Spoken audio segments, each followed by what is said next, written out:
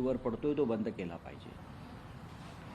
आणि आता त्यांच्या हालचाली सुरू झाल्यात, कारण पैसे आणणार कुठून, उत्पन्नाची साधनं काय, रेव्हेन्यू सोर्सेस काय आहेत, हे आता नवीन सरकारच्या लक्षात आल्यामुळे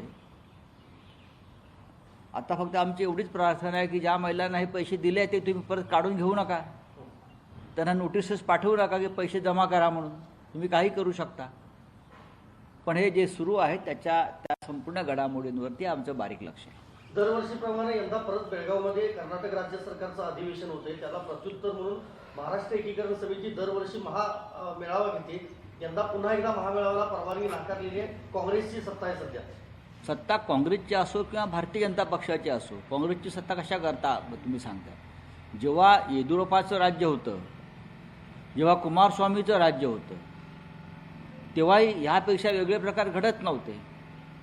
राज्याच्या मुख्यमंत्र्यांनी, राज्याच्या उपमुख्यमंत्र्यांनी दोन्ही बेळगावात जाऊन, मी वारंवार हे सांगत आलोय, एकनाथ शिंदे हे राज्यात मंत्री असताना, चंद्रकांत पाटील हे राज्यात मंत्री असताना त्यांच्याकडे सीमा भागाचा विशेष कार्यभार होता, पण एकनाथ शिंदे कधीही बेळगावात जाऊन त्यांनी सीमावासियांची गाऱ्हाणे ऐकली नाही, किंवा मंत्री म्हणून बेळगावात जाऊन आपल्या मराठी एकीकरण समितीचं संघटन काय आहे, त्यांना काय गरजा आहेत, हे त्याने कधी पाहिलं नाही। याचं कारण असं आहे, मी स्वतः गेलो, मला अटक झाली, मी वारंवार बेळगावात गेलो या काळामध्ये आमचं सरकार असतानाही, आणि मला अटक केली, माझ्यावर खटले दाखल केले, आम्ही घाबरलो नाही।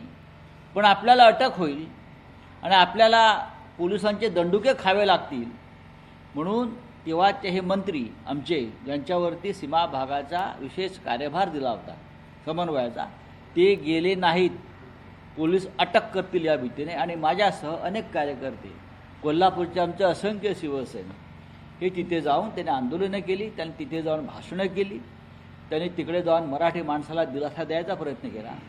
आता काँग्रेसचं राज्य आहे, ही पळवाट नाही, राज्य कोणाचे असू द्या, प्रश्न तोच आहे। सर, इंडिया आघाडी किंवा महाविकास आघाडीमध्ये एकमत नाही का, अशा पद्धतीच्या चर्चा सुरू झाल्या। त्याचं कारण असं आहे की समाजवादी पक्षानं 2 दिवसापूर्वी वेगळी भूमिका महाराष्ट्रामध्ये घेतली होती। आदित्य ठाकरेंनी म्हटलं होतं की भाजपची बी टीम आहे, रोहित पवारांनी त्याला उत्तर दिलेलं आहे, एखाद्याला बी टीम म्हणून आता हे होणं योग्य नाही। महाविकास आघाडीत उत्तरी आघाडीतच बिघाडी आहे। आम्ही त्याच्यावरती अखिलेश यादव जे आहेत सपाचे प्रमुख, त्यांच्याशी चर्चा करून त्यातून काय मार्ग काढता येईल हे आम्ही पाहत आहोत। खरं म्हणजे गेले अनेक वर्ष सपा आमच्याबरोबर आहे, आपण पाहिलं असेल, त्यांनी आम्हाला सरकार स्थापनेसाठी मदत केलेली आहे। फक्त जेव्हा विधान परिषद आणि राज्यसभेच्या निवडणुकात मतदान करण्याची वेळ आली तेव्हा त्यांची मतं आम्हाला मिळाली नाहीत, ती कोणत्या टीमला गेली आम्हाला माहीत नाही।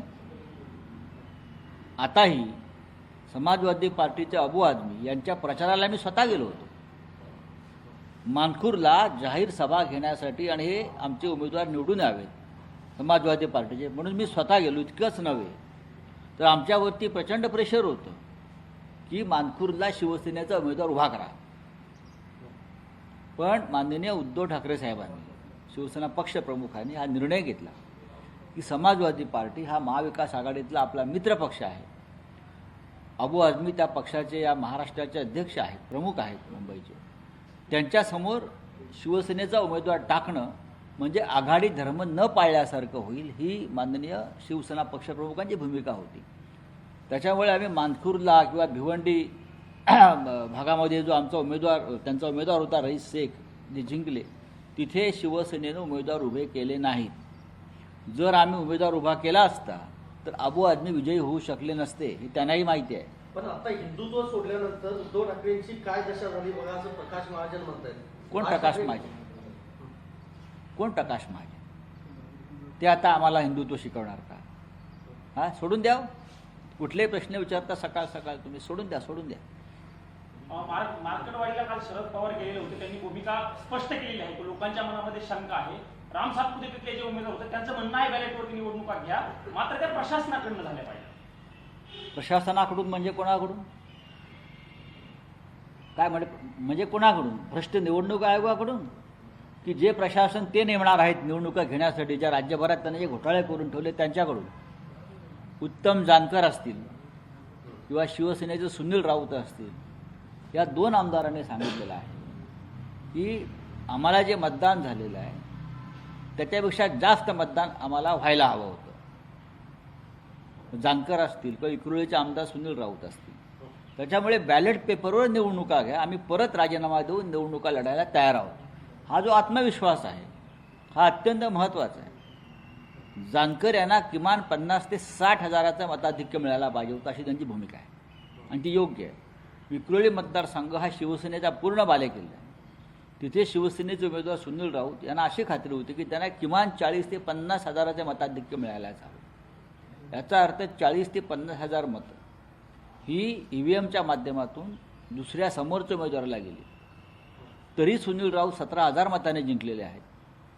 जर ही मतं फिरवली नसती EVMच्या माध्यमातून तर ते 50 हजाराच्या मताधिक्याने जिंकले असते आणि उत्तम जानकरसुद्धा तेवढ्याच मताधिक्याने जिंकले असते.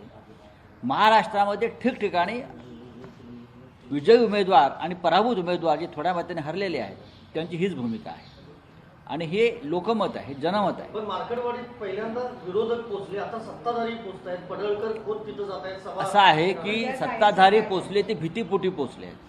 हे जे लोण आहे मार्केटवाडीचे गावागावात पोचलं तर हे लोण संपूर्ण देशामध्ये पसरेल. हे लोण संपूर्ण देशामध्ये पसरेल आणि एक क्रांतीची ठिणगी जी पडली आहे मार्केटवाडीत त्याचा या महाराष्ट्रामध्ये आणि देशामध्ये वणवा पेटल्याशिवाय राहणार नाही. आणि त्यातून ज्याने भ्रष्ट मार्गानं सत्ता आणतायत, निवडणुका जिंकतायत ते नष्ट झाल्याशिवाय राहणार नाही. ज्याप्रमाणे सिरियातून दुसरीकडे असदला पळून जावं लागलं हे उद्योग केल्यामुळे, तसं आपल्या देशात आणि महाराष्ट्रात सुद्धा झाल्याशिवाय राहणार नाही. म्हणून या भीतीपोटी भारतीय जनता पक्षानं हे सगळे त्यांचे जे लोक पुण्यातील महाविकास आघाडीचे आहेत पराभूत उमेदवार सुप्रीम कोर्टात आले, खास करून शरद पवार यांच्या पक्षाची, तुमच्या पक्षाच्या उमेदवारांची तशी काय भूमिका आहे? पाहू ना, ते प्रत्येकाचा प्रश्न हा काय प्रश्न नाही आहे. प्रत्येक जण आपापल्या पद्धतीने लढाई लढतो. असं आहे की काँग्रेस ECI कडे गेली EVM ला घेऊन, शरद पवार सुप्रीम कोर्टाचे डोर्स नॉक करतात EVM ला घेऊन. आता उद्धव ठाकरे किंवा तुमची जी सेना आहे, तुमची पार्टी, ती कुठे EVM ला कशाला जायला दोष पाहिजे? करते किंवा काँग्रेस पक्षाबरोबरच आम्ही आहोत ना आणि शरद पवार साहेबांबरोबरच आम्ही आहोत. कोणीतरी आमच्यातले ज्येष्ठ नेते राष्ट्रीय पक्ष ही भूमिका घेत आहेत, आम्ही त्या भूमिकेशी सहमत आहोत. आमचे लोकही सांगतात की बॅलेट पेपरवर निवडणुका घ्या म्हणून. आमचे लोक कोर्टात जातात, काही ठिकाणी गेलेले आहेत. चला, थँक्यू. बोलिये.